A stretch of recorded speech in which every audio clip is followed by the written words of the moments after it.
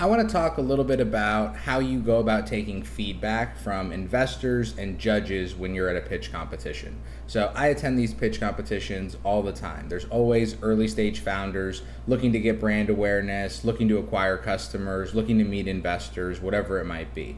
So I see a lot of these things, and I see some founders really crush it and really shine and show a level of poise and professionalism. And then I see, of course, other founders get upset and not do things, let's say, exactly great. So what I want to do is just highlight a few kind of best practices that I think will help you if you're in the position of pitching during one of these competitions, and then you're, of course, standing up there and you're about to get advice from these judges who typically are, they're typically advisors, they're mentors, they're investors, they're people that know what's going on. And sometimes, this is kind of tip number one, sometimes they're going to mess with you intentionally. Sometimes they're going to love your pitch. They're going to think everything's great. They're of course going to have more questions because you probably only spoke for 5 to 10 minutes before you got interrupted and now have to listen to their feedback.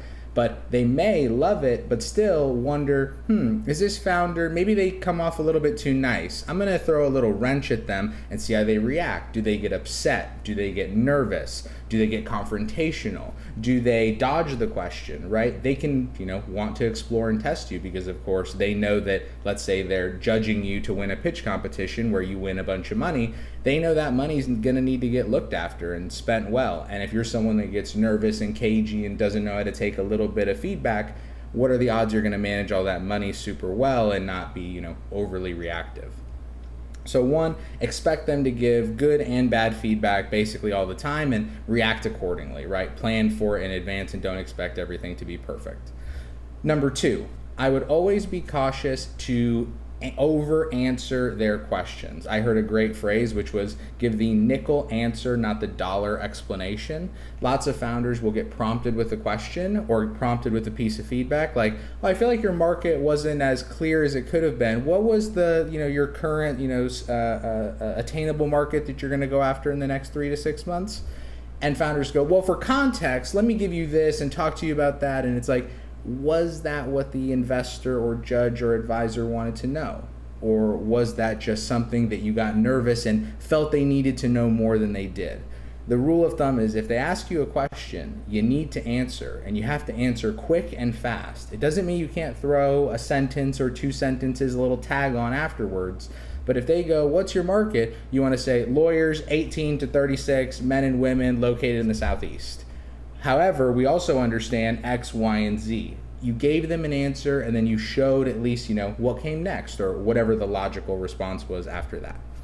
Number 3, this is the most important one. It's the Robert Downey Jr. Listen, smile, and agree, and then go do whatever the hell you were going to do anyway. Because these are people that have a 5-minute, a 10-minute glimpse of the 1,000 complexities going on in your business.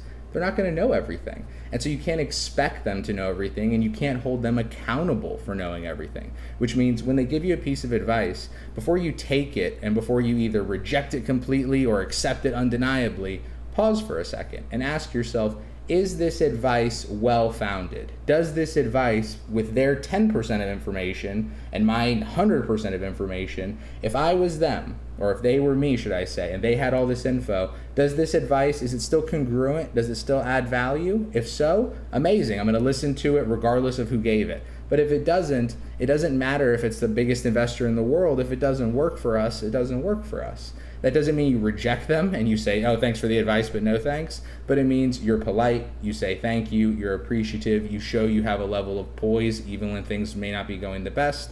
You carry it forward, you take the advice that was worth it, and then in the next competition, you get different questions, better questions, different challenges. And hopefully at the end of one of these, you win, you meet investors, you build brand awareness, and ultimately you grow.